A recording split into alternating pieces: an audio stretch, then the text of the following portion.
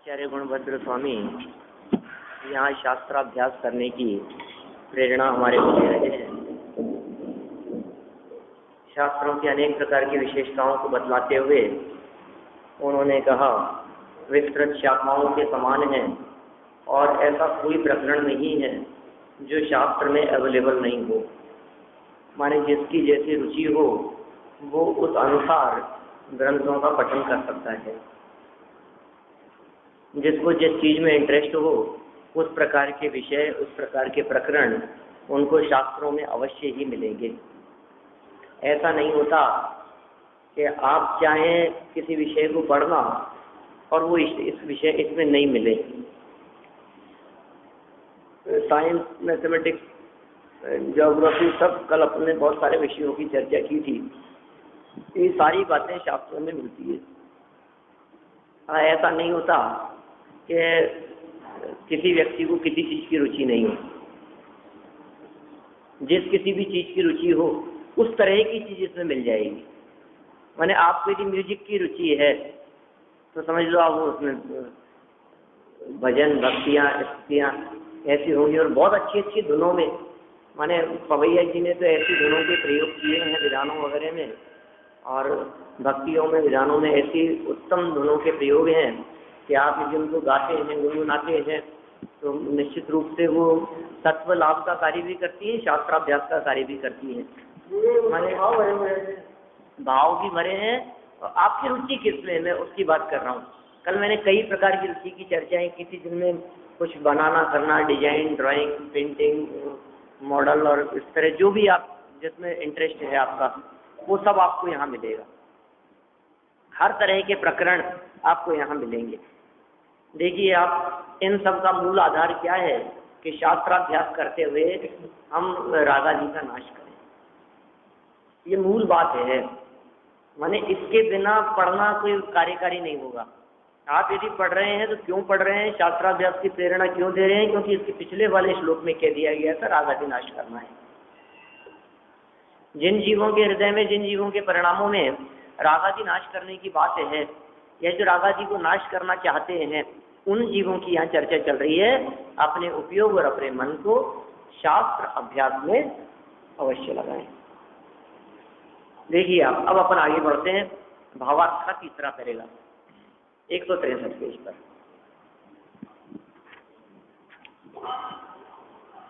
यहाँ मात्र शास्त्रों के बाह्य पठन पाठन आदि को ही शास्त्राभ्यास नहीं समझना चाहिए। वाह! अपन क्या समझते हैं? शास्त्राभ्यास किसका नाम है? ग्रंथ पढ़ रहा है, शास्त्र पढ़ रहा है। शास्त्र पढ़ रहा है तब तो शास्त्राभ्यास होगा ना? क्या कि नहीं होगा? शास्त्र पढ़ने मात्र का नाम शास्त्राभ्यास नहीं है। ऐसा कहते हैं, पढ़कर शास्त्र अनेकों फाड़े, तोड़ी कई मालाएं, और मान कषाय घिसी नहीं मन की, घिस डाली प्रतिमाएं। नहीं नहीं नहीं, ये तो कहीं तीर्थ क्षेत्र पर कहीं पढ़ा, वो बहुत पुराना, बरसों बाद में बोला है ये, मान लो आप। मैंने कैसी स्थिति है, वस्तु स्थिति क्या है? पढ़कर शास्त्र अनेकों फाड़े। अरे फाड़ दिए, फट गए। इतने पढ़े हमने कि फट गए। और तोड़ी कई मालाएं, और माला फेर फेर करके मालाएं टूट टाट गई। लेकिन और मान कषाय घिसी नहीं मन की, घिस डाली प्रतिमाएं। इतना प्रचार किया, इतना प्रतिमाओं को घिसा, चमकाया, घिस गई, लेकिन क्या नहीं घिसा? अंदर की मान कषाय नहीं घिसी, बढ़ गई। क्या माने इतना सब कुछ करके हमारे हृदय की जो मान कषाय थी वो और ज्यादा बढ़ गई। हमने इतना किया, अरे साहब इतनी मालाएं रोजाना, पता है कितने शास्त्र पढ़ लिए मैंने, 125 शास्त्र पढ़े हैं मैंने। इतनी बार तो हमने इस पर प्रवचन कर दिए, इतनी बार तो हमने सब पठन पाठन करे, इतना बार तो पढ़ करके सुना दिया हमने, इतने तीर्थ क्षेत्रों की यात्रा कर ली, और इतनी बार आज मेरे को 11 साल की उम्र में था तब से प्रक्षाल कर रहा हूँ मैं। आज देखो आप कितने साल हो गए, क्या कर लिया आपने। पढ़कर शास्त्र अनेकों फाड़े, तोड़ी कई मालाएं, और मान कषाय घिसी नहीं मन की, घिस डाली प्रतिमाएं। वो बात यहाँ ये करना चाह रहे हैं, शास्त्र पठन नहीं, पढ़ना नहीं, क्या करें, मात्र बाह्य पठन पाठन आदि कोई शास्त्राभ्यास नहीं कहते। शास्त्र पठन तो कह सकते हैं, शास्त्राभ्यास नहीं कहते। अभ्यास कब कहलाएगा? परंतु शास्त्र के कहे अनुसार स्वरूप का ध्यान आदि करना भी शास्त्राभ्यास ही है। शास्त्र के कहे अनुसार स्वरूप का ध्यान करना। साहब आप कह रहे हो शास्त्राभ्यास करते रहना चाहिए, शास्त्राभ्यास करते रहना चाहिए। शास्त्राभ्यास नहीं करेंगे तो रागादि का नाश नहीं होगा, लेकिन शास्त्राभ्यास तो दिन भर में कितनी देर कर सकते हैं? आंखें काम नहीं करती, शरीर काम नहीं करता, दूसरे काम भी तो है हमारे पास में। मुश्किल से आधा घंटा पढ़ लेंगे, 1 घंटा 1 घंटा शास्त्राभ्यास कर लेंगे, क्या इससे ज्यादा कितना कर पाएंगे बताओ? 1 घंटा सुबह कर लिया, 1 घंटा शाम को कर लिया, 24 घंटे में से 2 घंटा शास्त्राभ्यास कर लिया। ये नहीं, शास्त्राभ्यास आप बहुत लंबे काल तक कर सकते हैं, निरंतर कर सकते हैं, घर गृहस्थी के कार्य करते हुए भी कर सकते हैं। क्या? अवीक्षण ज्ञानोपयोग, जो 16 कारण भावनाओं में 4थे नंबर की भावना कही है, अवीक्षण ज्ञानोपयोग, वो शास्त्राभ्यास है। कि वो कैसे होता है? कि वो शास्त्राभ्यास होता है चिंतन से। जो बात हमने पढ़ी है, जो बात हमने सुनी है, उस पढ़ी या सुनी हुई बात का हृदय में निरंतर चिंतन चलते रहना, उसका नाम शास्त्र अभ्यास है।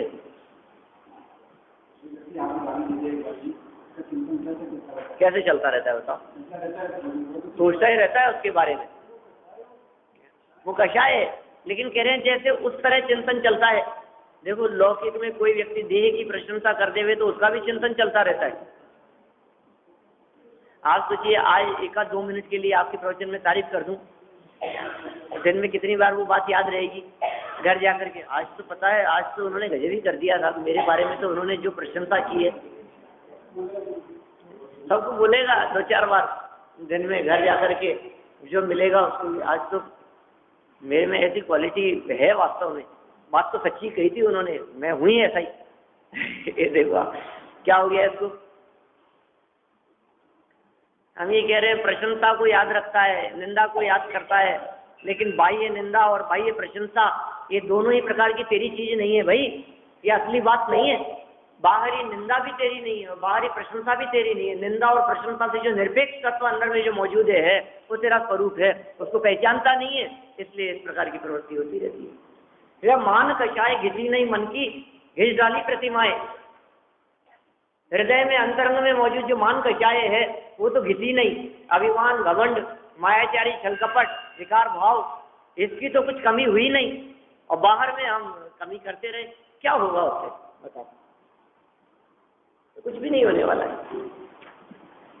रागादि का नाश करने के लिए शास्त्र अभ्यास अंदर में चल रहा है, वस्तु स्वरूप का चिंतन। बस में बैठे हो, चाहे गाड़ी चला रहे हो, ठीक है, घर में हो चाहे मंदिर में हो, भोजनशाला में हो चाहे दुकान में हो, क्या फर्क पड़ता है? चिंतन करने से कौन रोक सकता है हमारे को? क्या? बिल्कुल, सब चलता रहता है। ऐसा स्वरूप ही इसी प्रकार का है।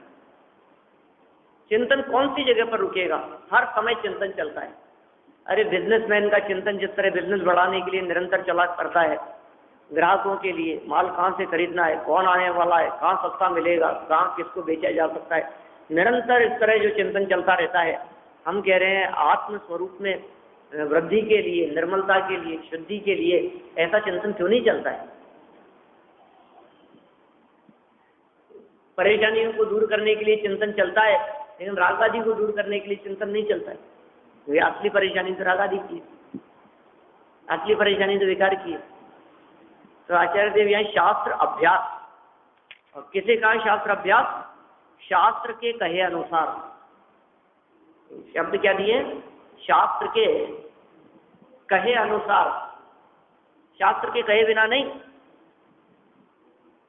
शास्त्र के कहे अनुसार स्वरूप का ध्यान आदि करना, वो भी शास्त्राभ्यास ही है। स्वरूप का ध्यान कर रहे हैं, निरंतर उसका अभ्यास कर रहे हैं, ये सब क्या कहलाता है? शास्त्राभ्यास ही कहलाता है। वाचना, प्रचना, अनुप्रेक्षा, आमनाय, धर्मोपदेश, 5 प्रकार से शास्त्र स्वाध्याय का है ना। स्वाध्याय के 5 भेद हैं। पहले अपन ने कार्तिक अनुप्रेक्षा पढ़ते समय उन 5 भेदों की चर्चा की थी। कौन से प्रकरण में ध्यान है?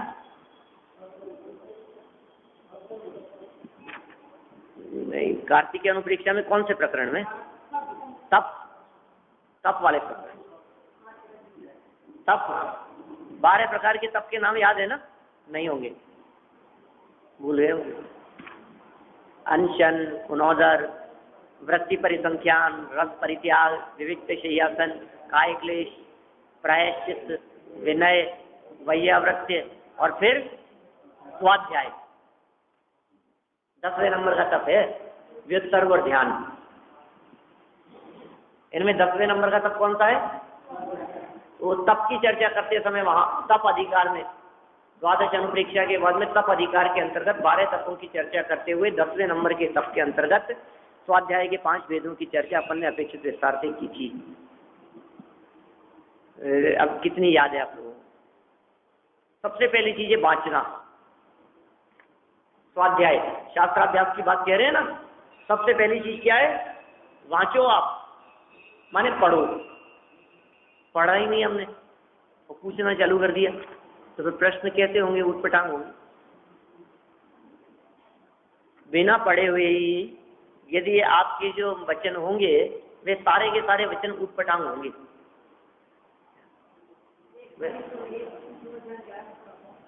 1/3/2011 को पढ़ा था आपने, 1.25 साल पुरानी बात है, इन्होंने तुरंत निकाल दिया। देखो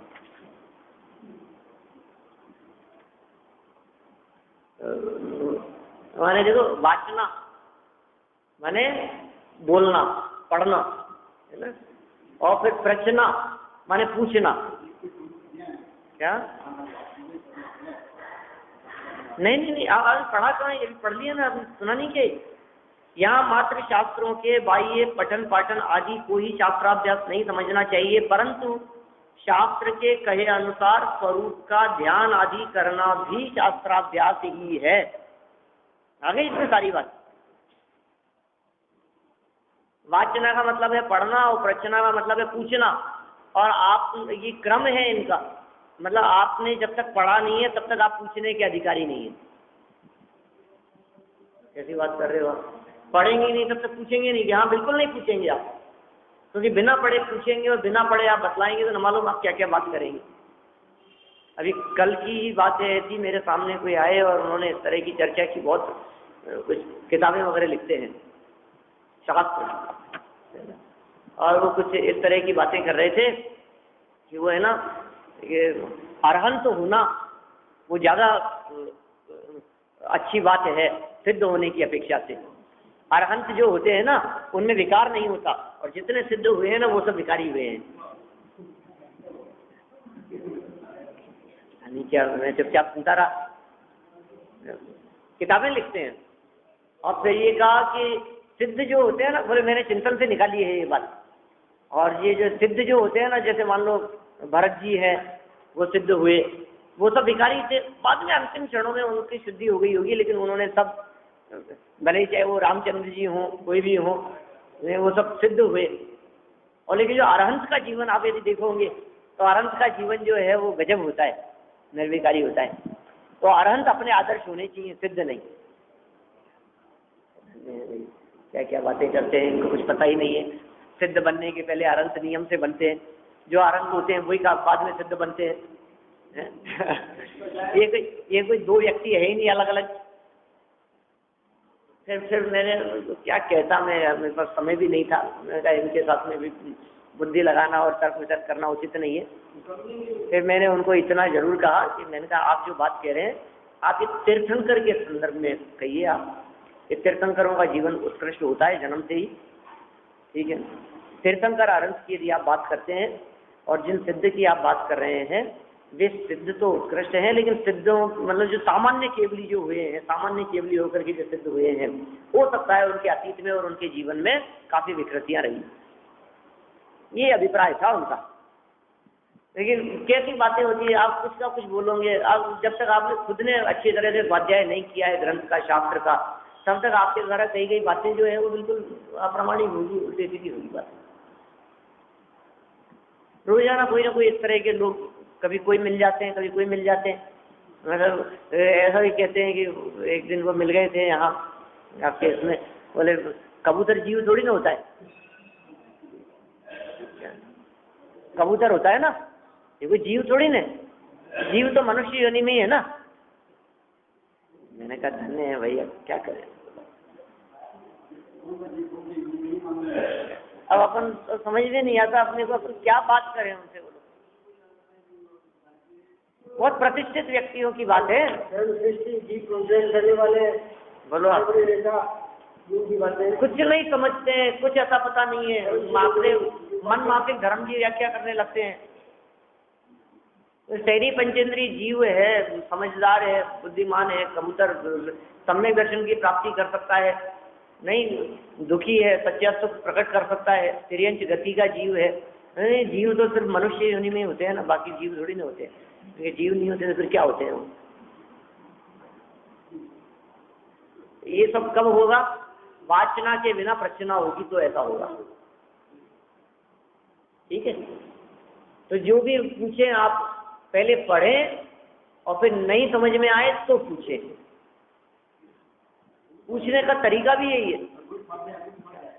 पूछने का तरीका क्या है?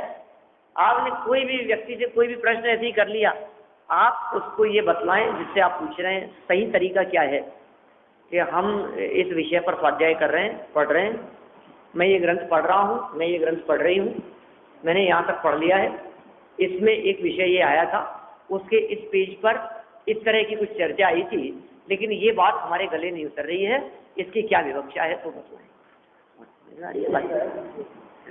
ये पूछने का तरीका है। आप किसी भी चीज के बारे में, हम रत्नकरण श्रावकाचार पढ़ रहे थे और उसमें ये अध्याय के अंतर्गत ये एक ऐसा प्रकरण आ गया, वो प्रकरण या तो आपको ग्रंथ ही सामने ला करके बताएं पूछते समय, और ग्रंथ सामने नहीं लाएं तो पूरा प्रकरण बतलाएं। ये विषय चल रहा था और ये बात है, ये शब्द उन्होंने दिए, इन शब्दों का अर्थ समझ में नहीं आ रहा है, तब जाकर के उसका सही अर्थ बतलाया जा सकेगा और तब आपका पूछना भी सार्थक है। हमने पूछ लिया कहाँ इसके बारे में, आगे नहीं जानते तो कुछ नहीं, पूछ क्या रहे हैं आप? किसी व्यक्ति ने हमारे से पूछा कि साहब अगुरु लघुत्व क्या होता है? तो हमने कहा अगुरु लघुत्व तो हम बतला देंगे, लेकिन आप अस्तित्व वस्तुत्व जानते हैं? नहीं, वो तो नहीं जानते। आपको अस्तित्व की खबर नहीं है, वस्तुत्व की खबर नहीं है, द्रव्यत्व प्रदेशत्व की खबर नहीं। हमने पूछा प्रमेयत्व क्या होता है? प्रमेयत्व तो नहीं मालूम। हमने पूछा अगुरु लघुत्व कहाँ से ले आए? कहीं नहीं, वैसे ही अगुरु लघुत्व पता नहीं, कहीं सुना था हमने, क्या होता है? तुमने क्या सुना था और क्या समझोगे अभी? पता ही नहीं, कहाँ से पूछ रहे हो, क्या लेना देना है? पूछ रहे पर्याय क्या होता है, पहले ढंग से पढ़ो आप द्रव्य गुण पर्याय की चर्चा, तो फिर आपके समझ में आएगी। कहीं से भी कुछ भी पूछ लेने से पता नहीं चलेगा। आप हमसे पूछ रहे हो कि साहब ये चंद्रप्रभ भगवान की जीवनी बतलाओ हमारे को, ठीक है, और तीर्थंकरों की पता है आपको? आदिनाथ भगवान के पता है आपको? ये तो आदिनाथ भगवान का तो नहीं पता, तो पहले आदिनाथ भगवान को जानो। मैं प्रश्न करके भीड़ में, सभा में प्रश्न करके ऐसा बतलाना चाहते हैं। हमने भी कई लोग तो ऐसे मिलते हैं, वो ये कहते हैं अरे साहब ऐसा प्रश्न पूछा अपन ने, वो भी जवाब नहीं दे सके। जवाब नहीं दे सके, जवाब क्या नहीं दे सके, सब समझ में आ गया है कि तुम्हारे ऐसे प्रश्नों का क्या जवाब देवे। ऐसे कई होते हैं, अभी तो कोई नहीं है ऐसे अपनी सभा में, लेकिन जब पंडित साहब यहाँ प्रवचन करते थे तो कई लोग ऐसे बैठते थे सभा में जो जिनका काम ही प्रश्न करने का ही होता था, और रोजाना उनको घुमा फिरा करके उसी तरह के प्रश्न पूछते थे और रोजाना पूरी सभा उसी प्रश्न के जवाब में निकल जाते थे। रोज समझाते थे जांजरी जी,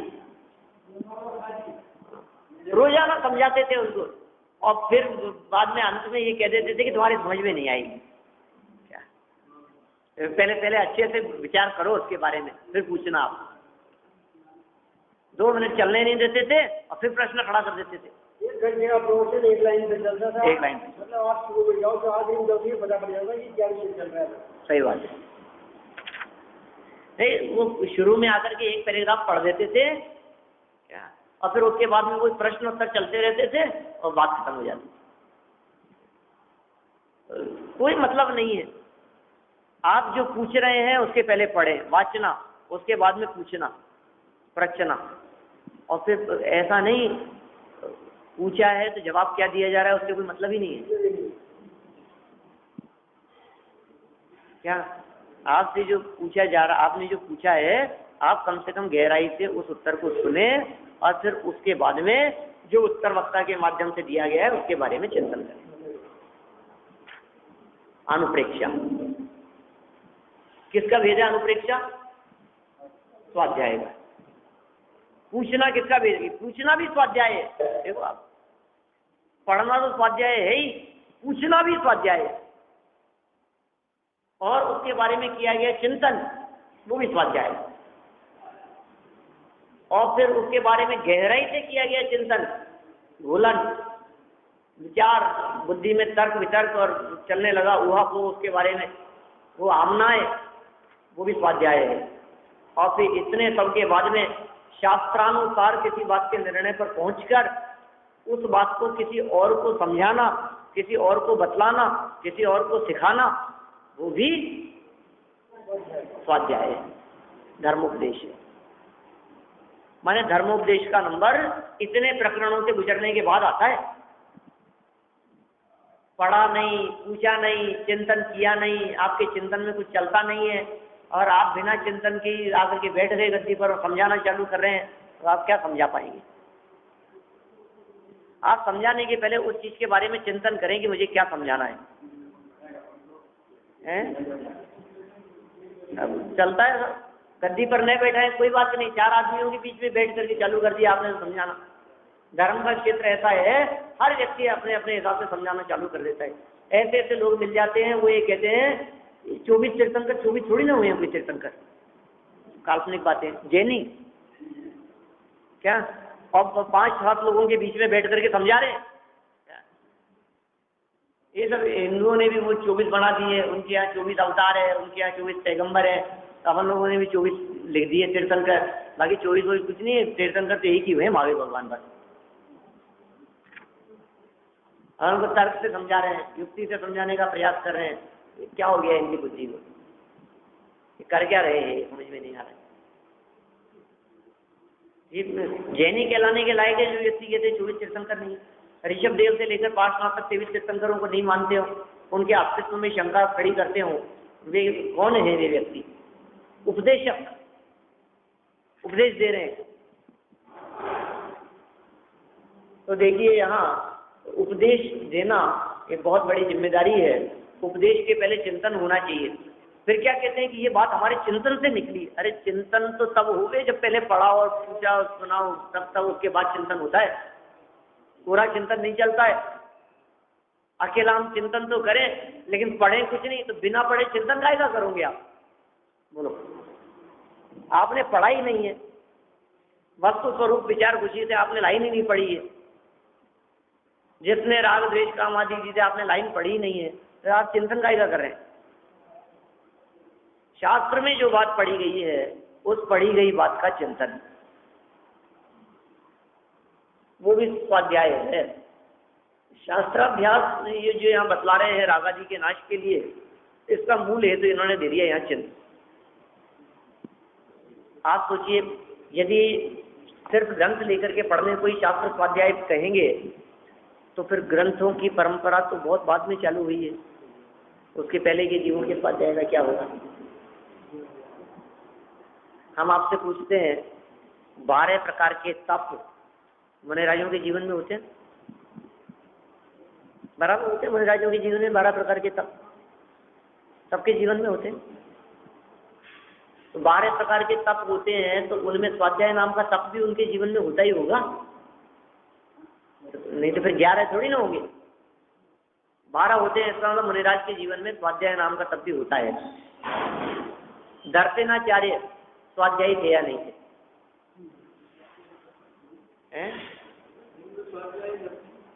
दर्शनाचार्य स्वाध्याय थे या नहीं थे? बोलो बात। उन्होंने कौन से शास्त्र पढ़े थे? कुछ नहीं पढ़ा था उन्होंने, क्योंकि हमें सबको पता है दर्शनाचार्य के 2 शिष्यों ने, एक पुष्पदंत और एक भूतबली, उन्होंने ग्रंथ लेखन शुरू किया। पुष्पदंत बड़े थे, उन्होंने प्रारंभ किया नमोकार मंत्र मंगलाचरण के रूप में षटखंडागम लिखना शुरू किया, और फिर उस ग्रंथ की पूर्णता महाबंध अधिकार के रूप में भूतबली आचार्य ने की। ठीक है, जीवठान, खुदाबंद, बंध स्वामित्व विषय, वेदना वर्गणा, ये 5 अध्याय लिखे पुष्पदंत ने, और फिर महाबंध एक 6ठा खंड लिखा भूतबली ने।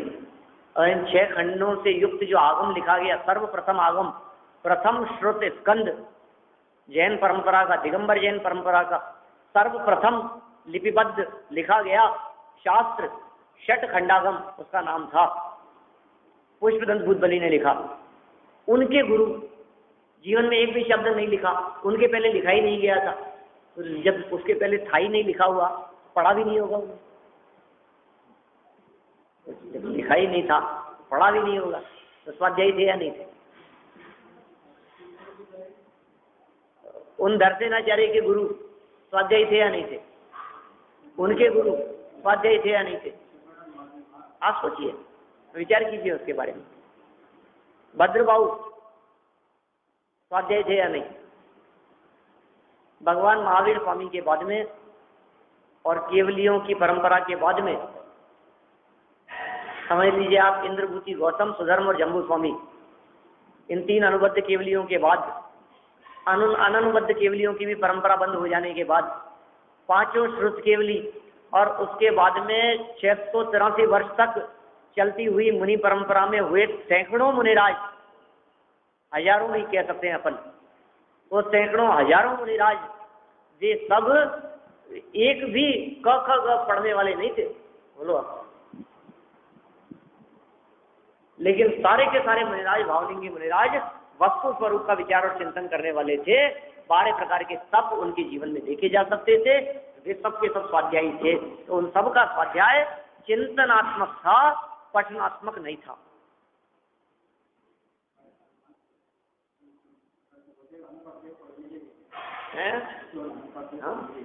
असंख्यात केवली ऐसे हैं जो बिल्कुल पढ़े लिखे नहीं थे और केवली हो गए, असंख्यात हैं सिद्ध दशा में विराजमान।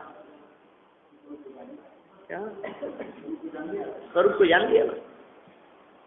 कल अपन ने स्वाध्याय की चर्चा की थी, अपने को जाने वो असली स्वाध्याय है। अपने आप को पढ़े, 2.5 अक्षर आत्म के पढ़े तो पंडित हुए। वो थी पढ़ बावरिया पंडित भया ने कोय, और 2.5 अक्षर आत्म के पढ़े तो पंडित होए।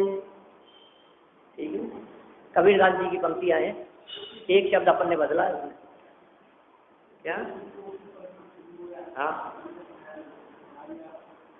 2.5 अक्षर प्रेम का, 2.5 अक्षर प्रेम का पढ़े तो पंडित होए, ये कबीर की पंक्तियां हैं। वो थी पढ़ जग मुआ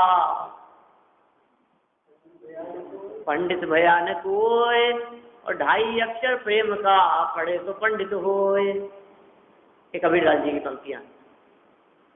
और अपन ने उसको बदल दिया, वो थी पढ़ जग मुआ पंडित भया न कोय, और 2.5 अक्षर कौन से? आत्म के पढ़े तो पंडित होए। क्या? खूब पोतियां पढ़ ली, खूब शास्त्र पढ़ लिए, खूब शास्त्र का ज्ञान है, अरे साहब खूब बड़े पंडित हैं, आत्मा को पढ़ा क्या? आत्मा की तो खबर नहीं है। आत्मा की बात मत करो अपने से, ये अच्छे पंडित है। बोलो आप गुणस्थानों की बात करो, कर्मकांड की बात करो अपने से, और जो बहुत जबरदस्त आत्मा की बातें अपने से मत करो आप। जिसको आत्मा की खबर नहीं है, जो आत्मा फात्मा कह करके पुकारता है, तो क्या कहें हैं? 2.5 अक्षर मूल चीज अपने को जाने, स्वयं का अध्ययन करे तो स्वाध्याय है, स्वयं की खबर हो तो स्वाध्याय हो, और स्वयं की खबर नहीं हो तो स्वाध्याय नहीं। तो क्या बात कह रहे हैं यहाँ पर? देखो आप, चिंतनात्मक बात कह रहे हैं। शास्त्र के कहे अनुसार, अपने मनानुसार नहीं, अपने विकल्पानुसार नहीं, शास्त्र के कहे अनुसार स्वरूप का ध्यान करना। शास्त्र में जो बात कही गई है उसके अनुसार स्वरूप का ध्यान कर रहे हैं, चिंतन कर रहे हैं, विचार कर रहे हैं, बैठे हैं एकांत में और विचार कर रहे हैं कैसा है वस्तु। ये देखो आप, मैं बैठा था और एक कागज वहां से नीचे गिर गया, किसने गिराया इसको? कोई नहीं गिरा रहा है, वो कागज अपने आप ही वो हिल रहा है, वो अपने आप ही हिल रहा है। वो चीज वहां से उड़ करके अपने आप ही वहां चले गई, कोई नहीं ले गया है उसको। किसको इच्छा हुई?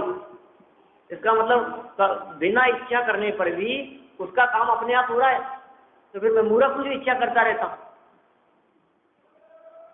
ये ना समझ, इसका कार्य बिना इच्छा किए होता है।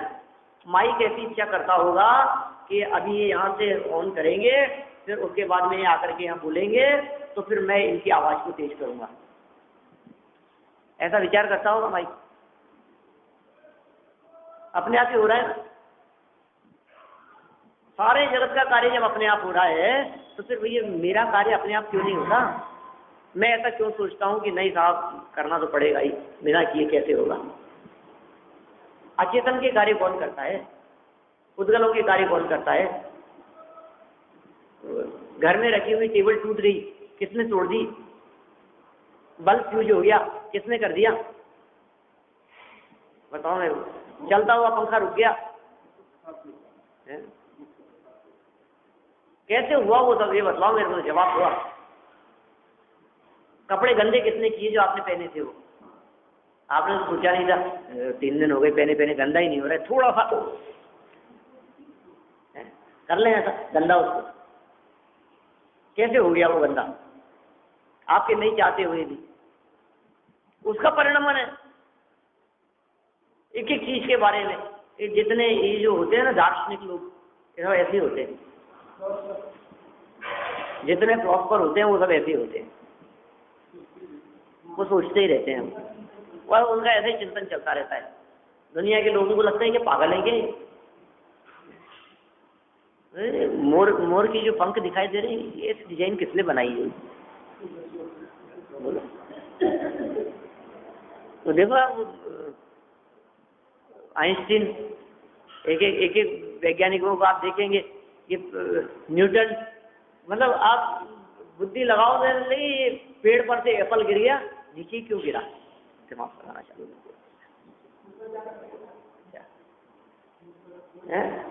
ऊपर क्यों नहीं गया? एक एप्पल को पेड़ से नीचे गिरते हुए देखा क्या?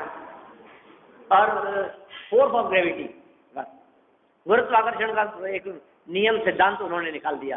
ये तो पृथ्वी का एक अपना एक आकर्षण है, ये बिल्कुल कोई भी चीज, वो पृथ्वी जो है ना, ये अपने उससे उसको खींच रही है, हर वस्तु को खींचती है, मैग्नेटिक पावर है।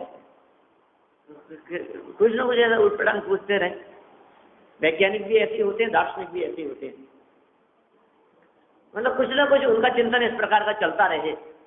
आप सोचिए, रात्रि में अंधकार को दूर करने के लिए जो बल्ब का आविष्कार हुआ, 10,000 बार उसने प्रयास किया। किसने किया था आविष्कार? थॉमसन ने। 10,000 बार उसने प्रयास किए और हर बार असफल। उसके दिमाग में क्या बैठा हुआ था कि जैसा प्रकाश दिन में दिखाई देता है वैसा प्रकाश रात्रि में क्यों नहीं होता? कैसे किया जा सकता है? उसने 10,000 बार प्रयास और असफल होने के बावजूद भी वो उसमें सफल हो गया। दिमाग में बस ऐसी कोई चीज होनी चाहिए। मेरे दिमाग में आई है तो इसका मतलब ये चीज ऐसी हो सकती है, दिमाग में आनी चाहिए। वो वैज्ञानिकों की बात है, रिसर्च संबंधी, और ये जो चिंतन है, ये चीज कैसे बनी, इस चीज का निर्माण कैसे हुआ है, इस चीज को बनाने वाला कौन है।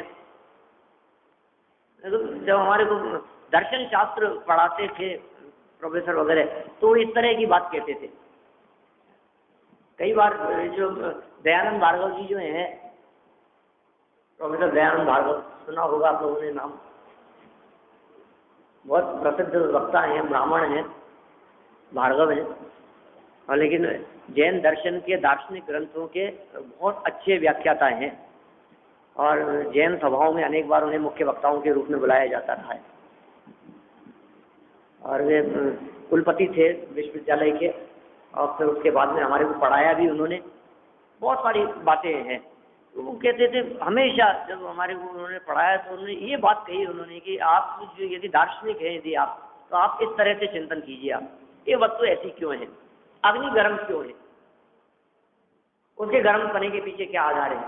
तो जब आप किसी अंतिम निष्कर्ष पर पहुंचेंगे, तो जब आप किसी अंतिम निष्कर्ष पर पहुंचते हैं, तो समझ लीजिए आपको वस्तु स्वरूप के निकट होगा वो अंतिम जो निर्णय होगा, समझ लीजिए आप वो यथार्थ बात है। जब तक आप किसी भी प्रश्न की तह तक न पहुंच जाएं, तब तक आप क्यों ऐसा क्यों है, ऐसा क्यों है, इसका जवाब क्या है, आप चलते जाएं उसके संदर्भ में, विचार करते रहें उसके संदर्भ में, विचार और चिंतन करते करते करते करते आप जब लास्ट स्टेज पे पहुंचेंगे, ये तो ऐसा ही है, चलो कोई जवाब नहीं, वो स्वरूप आ जाएगा आपके सामने। ये पृथ्वी किसके आधार से टिकी हुई है, शेषनाग के फल पर। शेषनाग किसके आधार पर टिका हुआ है, कि पानी में ही होगा। तो पानी किसके आधार से है, कि फिर कोई किसी धरती होगी, तो वो किसके आधार से है, वो अपने आधार से है, अपने ही आधार से ऐसा ही मान लो। तो इस तरह से यदि हम चिंतन करें, शास्त्राभ्यास करें, जो बात पढ़ी है हमने उस बात के बारे में यदि हम गहराई से विचार चिंतन करेंगे, तो निश्चित रूप से हमारा जो किया गया चिंतन है, वो चिंतन भी शास्त्र स्वाध्याय ही कहलाएगा। और ऐसा जो शास्त्र स्वाध्याय है, वो स्वाध्याय नियम से रागादि नाश करने का हेतु भी बनेगा। इस प्रकार हम सभी गहराई से चिंतन मनन रूप शास्त्र स्वाध्याय करके रागादि नाश करने का प्रयास करें। इसी भावना से मैं बात को यही विराम देता हूँ।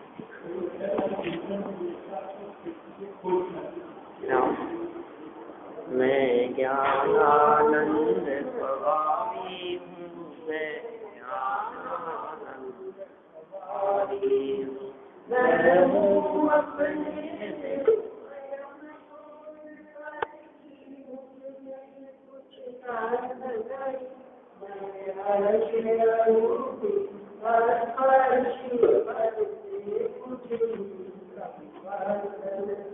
मैं रंग राग से वेद से भी मैं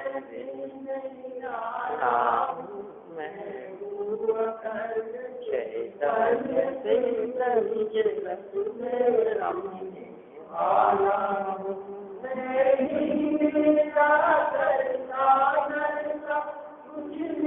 बसता कुछ काम नहीं, मैं मुझे वाला हूँ, मैं शुद्ध बुद्ध